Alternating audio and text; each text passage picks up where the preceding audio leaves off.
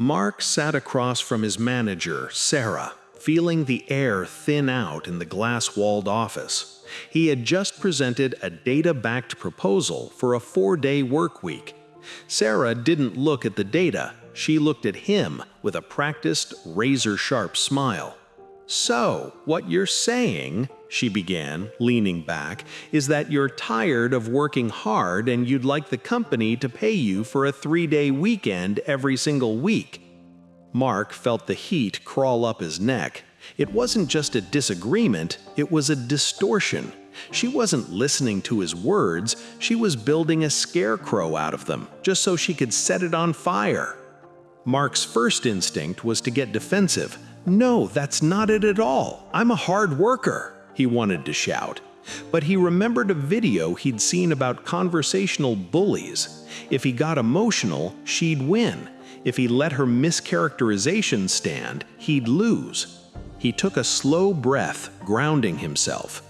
"Actually, Sarah," he said, his voice dropping an octave, "that's a complete oversimplification of the 40-page productivity report I just handed you.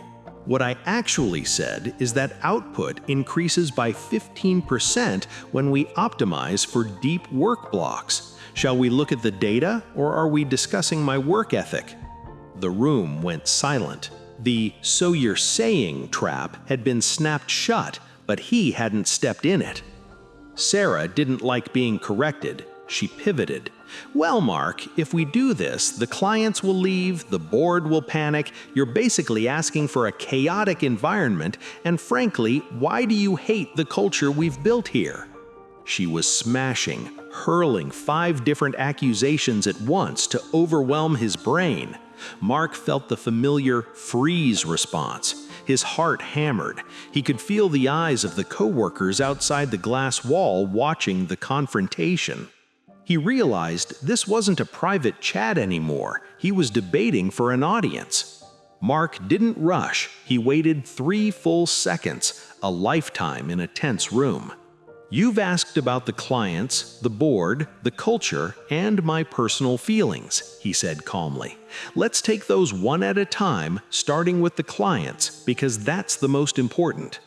By slowing the tempo, he took the weapon out of her hand. He didn't let her assume the sale that he hated the culture. He dismantled the chaos with surgical precision. By the end of the 20 minutes, Sarah's posture had shifted. She wasn't leaning back anymore. She was leaning in, defensive. Mark knew he had the upper hand, but he didn't want to humiliate her. He wanted the result. "Sarah," he said, using visual imagery, "imagine a Monday morning where the team arrives not exhausted from the grind, but recharged and ready to sprint. You've always said you value results over optics. This is just us putting that value into practice." He used her own words against her, the showing agreement tactic. He made it so that if she disagreed, she'd be disagreeing with herself. She looked at the report, then at him. "Fine, we'll run a 30-day pilot, but if the numbers dip, we go back." Mark walked out of the office. He hadn't just saved his proposal, he had saved his dignity. He realized that the greatest power you can have in a room is the ability to remain unshakable when someone else is trying to rattle your cage. We deal with Sarahs every day, in boardrooms, at dinner tables, and on social media. They don't want the truth, they want to win by making you look small. Next time someone starts a sentence with, "So what you're saying is," stop.